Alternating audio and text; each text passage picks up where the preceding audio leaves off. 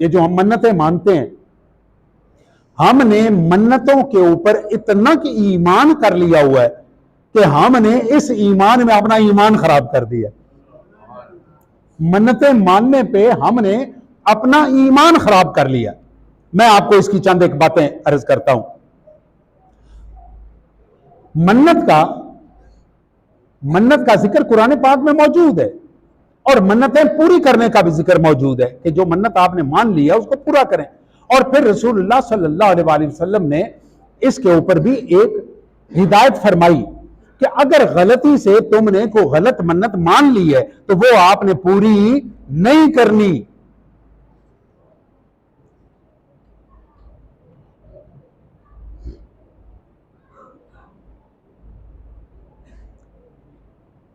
رسول اللہ صلی اللہ علیہ وآلہ وسلم نے فرمایا من نظر ان یطیع اللہ فلیطعہ، جس نے اللہ کی عبادت کی غرض سے منت مانی وہ اس کو پورا کرے.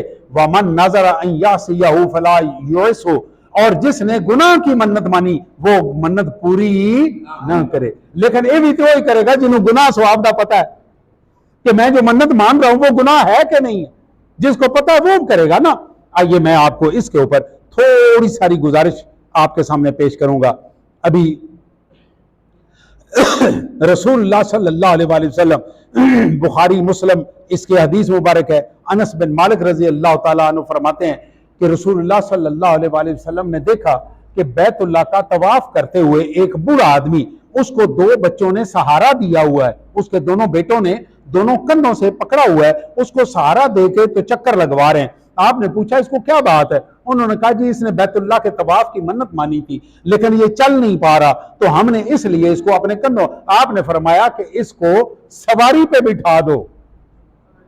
اس کو وہ جو آج کل وہاں پہ وہ بیٹریوں والی گاڑی نہیں ملتی، گاڑی ملتی ہے نا جس میں بیٹری ہوتی ہے، آپ اس کو کچھ ریال دیتے تو آپ اس کو اس پہ بٹھا دو، تمہاری منت پوری ہو جائے گی. آگے ایک عقبہ بن عامر رضی اللہ تعالی عنہ، یہ انہوں نے ان کے والد نے منت مانی ہوئی تھی کہ میں پیدل حج کروں گا. اب عقبہ کو پرابلم ہو گیا، اس نے حج کے لیے جانا تھا رسول اللہ صلی اللہ علیہ وسلم اپنے باپ کی منت پوری کرنے کے لیے. منت مان لی ہے تو اس کا پورا کرنا اولاد پہ بھی ذمہ داری ہے. اب اس نے یہ بات کی کہ میں رسول اللہ کے پاس حاضر ہوئی صلی اللہ علیہ وسلم، عرض کیا میرے باپ نے منت مانی تھی تو میں نے اس کے لیے پیدل جانا ہے. آپ نے فرمایا پیدل مت جاؤ، تم گھوڑے پہ یا اونٹ پہ سواری کرو، تمہاری منت پوری ہو جائے گی. کون جا رہا ہے؟ صحابیہ. کون جا رہا ہے؟ زور سے کہیں. کہاں سے جا رہا ہے؟ کہاں سے جا رہا ہے؟ مدینہ منورہ سے. مدینہ منورہ سے جا رہا ہے. اور کہاں جا رہا ہے؟ حج کرنے جا رہا ہے، مکہ مکرمہ جا رہا ہے. اور رسول اللہ فرما رہے ہیں کہ پیدل مت جاؤ، سواری پہ بیٹھ کے جاؤ. ہم جو یہاں سے منت مان لیتے ہیں میں داتا دربار پہ پیدل جاؤں گا، میں فلانے دربار پہ پیدل جاؤں گا، میں سیدہ شریف میں پیدل جاؤں گا. اگر حج کے لیے رسول اللہ نے منع فرمایا ہے تو اس جگہ پہ جانے کی آپ کی منت کی کیا حیثیت ہے؟ یہ بالکل غلط منتیں ہیں. اگلے دن میرے پاس ایک خاتون نے بتایا کہ جی میں فلانے علاقے کی چدرانی ہوں، میرے پاس الحمدللہ سارا کچھ دیا ہوا ہے، میں نے منت مانی تھی کہ میں کپڑے مانگ کے پہنوں گی اگر اللہ مجھے بیٹا دے تو. اگر مجھے اللہ بیٹا دے، میرے پاس ہر چیز موجود ہے، اللہ نے مجھے بیٹا دے دیا، میں کپڑے مانگ کے پہن رہی. مانگنا بھی حرام، مانگنا بھی حرام، اور یہ منت بھی گناہ کی منت ہو گئی نا، حرام چیز کی منت مان رہی ہے. یہ منتیں ہمارے منتیں ماننے کا میں تو خود حیران ہوتا ہوں کہ ہم کیا منتیں مانتے ہیں کہ میں 7 گھروں سے آٹا مانگ کے اس کی روٹی پکا کے کھاؤں. یہ منت ہے کوئی؟ یہ منت ہے؟ میرے پیارے دوستو ذرا سنیے یہ کہانی. رسول اللہ صلی اللہ علیہ وآلہ وسلم نے ارشاد فرمایا لا تنظروا، منتیں نہیں مانا کرو. یہ بخاری اور یہ 5 کتابیں سیاستہ کی، ان میں یہ حدیث موجود ہے، اتنی پکی حدیث ہے. لا تنظروا، منتیں نہیں مانا کرو. کیوں؟ آگے وجہ بھی بتائی. فَإِنَّ النَّذْرَ لَا يُغْنِي مِنَ الْقَدْرِ شَيْئًا، یہ یاد رکھو تمہاری منت کی وجہ سے اللہ کی تقدیر نہیں بدلتی. تمہاری منت کی وجہ سے اللہ کی تقدیر زور سے کہو اور نہ منیا ہے, اور میری گل نہ منیا ہے. آکھنے کی حرج بھائی, استاد کا کام ہے اپنے شاگردوں کو, بچوں کو سبق یاد کرانا, تو آپ کا عمل کرنا کوئی ضروری ہے, آپ مت عمل کریں. میرا تو کام ہے نا آپ کو سبق یاد کرانا. رسول اللہ صلی اللہ علیہ وسلم نے فرمایا منتیں مت مانا کرو. کیوں نہیں مانا کرو؟ وجہ یہ بتائی کہ ہم اس لیے منت مانتے ہیں کہ میری تقدیر میں اولاد نہیں ہے, میں یہ منت مانوں گا یا مانوں گی تو مجھے اولاد مل جائے گی. میری شادی نہیں ہو رہی, میں یہ منت مانوں گا یا مانوں گی تو میری شادی ہو جائے گی. میری نوکری نہیں لگ رہی, میری تقدیر میں نہیں ہے, میری تقدیر الٹ جائے گی. جس بندے نے یہ سمجھ کے منت مانی اس نے حرام کام کیا, اس نے حرام کام کیا. جس نے اس نیت سے منت مانی کہ میں منت مان رہا ہوں, اس منت کی وجہ سے میری تقدیر بدل جائے گی, اس کا یہ عمل حرام ہے, اس کو گناہ کبیرہ ہے, اور اس نے اس کا اللہ کو جواب دینا ہے. ابھی میں کئی دفعہ دیکھتا ہوں تو میں حیران ہوتا ہوں. اچھا ہاں, آگے بھی میں یہ آپ کو سنا لوں, ذرا سنیے. واہ جی واہ واہ, سبحان اللہ. رسول اللہ صلی اللہ علیہ وسلم نے یہ اگلا جملہ سنیے ذرا, انما یستخرج بہ من البخیل. اصل میں یہ جو منت اس طرح کی مانتے ہیں نا, یہ کرتا کیا ہے؟ اللہ تعالیٰ بخیل کی جیب سے پیسے نکالتا ہے. مطلب ہے کہ میں نے فرض کرو منت مانی, مجھے نوکری مل گئی تو میں یہاں سے شاہدولہ ولی پیدل جاؤں گا. میں نے یہ منت مان لی, اب یہ منت ہو گئی میرے گھر, اب مجھے نوکری مل گئی, میں پیدل جا رہا ہوں. اب اس کا مطلب کیا تھا؟ مطلب اس کا یہ تھا کہ میں بخیل آدمی تھا, میں نے یہ کام نہیں کرنا تھا. اللہ نے مجھے مشقت بھی ڈلوا دی اور میرے سے سارا کچھ کروا بھی لیا.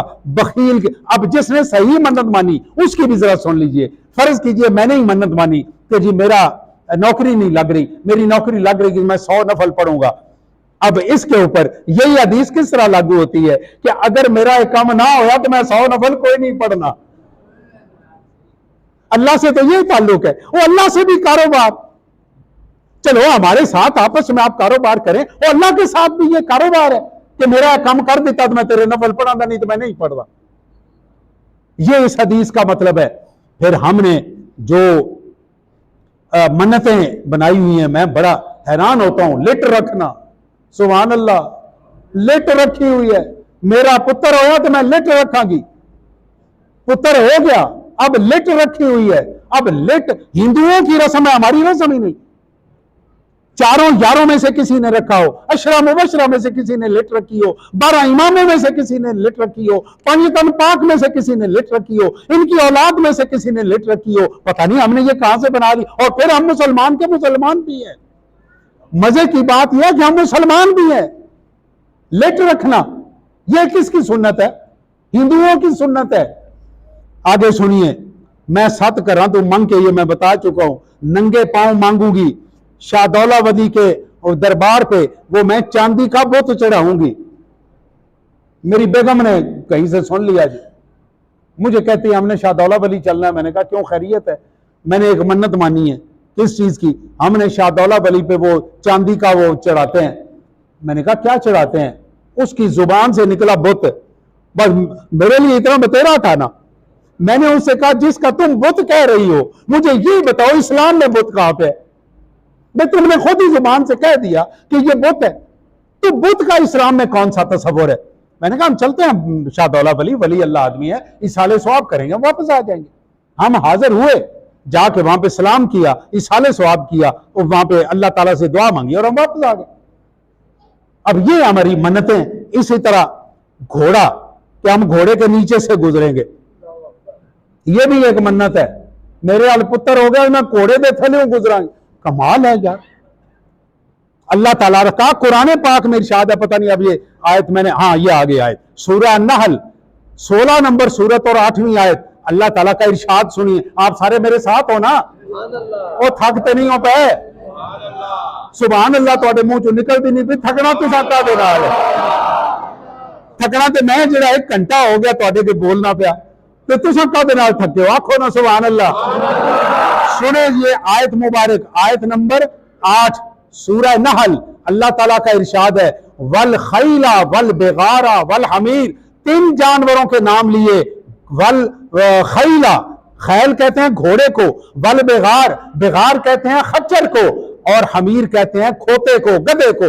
اللہ تعالیٰ فرماتا ہے کہ میں نے یہ پیدا کیے، گھوڑا پیدا کیا، خچر پیدا کیا، اور والحمیر، اور ساتھ میں نے گدھا پیدا کیا۔ کس لیے پیدا کیا؟ لِتَرْكَبُوهَا، تاکہ تم ان پہ سواری کرو، لِتَرْكَبُوهَا، تم ان پہ سواری کرو۔ اور ہماری منت یہ ہے کہ میرے گھر پتر ہو گئے، مجھے تھلوں لگا گے، کمال ہو گیا۔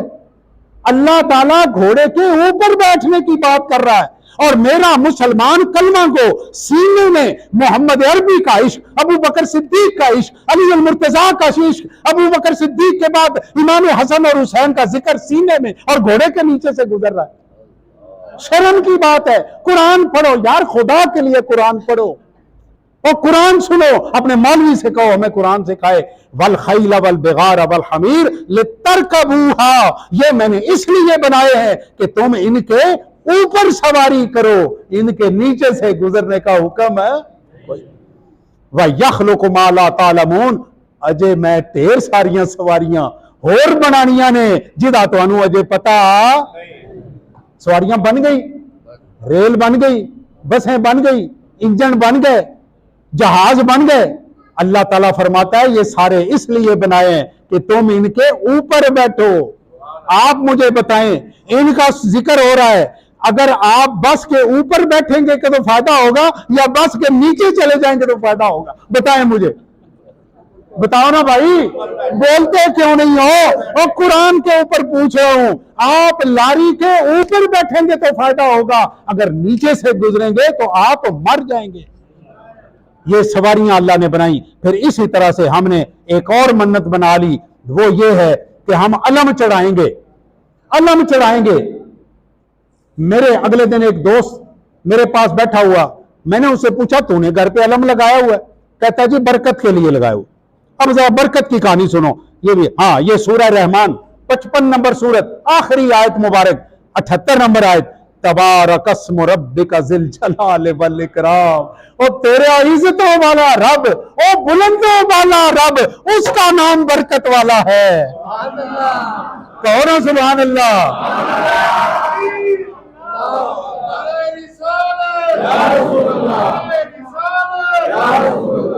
مزہ آیا نا؟ دیکھا کمر نے نعرہ لایا، میری طبیعت خوش ہو گئی ہے، جواب آیا، میری طبیعت سو گئی ہے۔ دوبارہ نعرہ لاؤ جی۔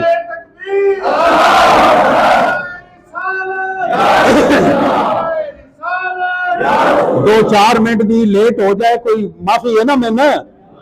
چلو اللہ تو خوش ہے کہ میں نے اجازت دے چڑھی ہے۔ کہتا ہے برکت، برکت کے لیے۔ اب برکت کے لیے مجھے لوہے کے پنجے کی ضرورت ہے، مجھے لوہے کے پنجے کی ضرورت ہے برکت کے لیے۔ اور اللہ کہاں پہ ہے جس کے نام میں برکت ہے؟ تبارک، تسی روز نماز پڑھ دو، سبحانک اللہم و بحمدک، آگے بولو، اونچا بولو، اور کیوں شرمندے ہو پہ؟ 5 ٹائم نماز 17 رکعتیں عشاء کی 17 دفعہ پڑھ رہے ہو، کیا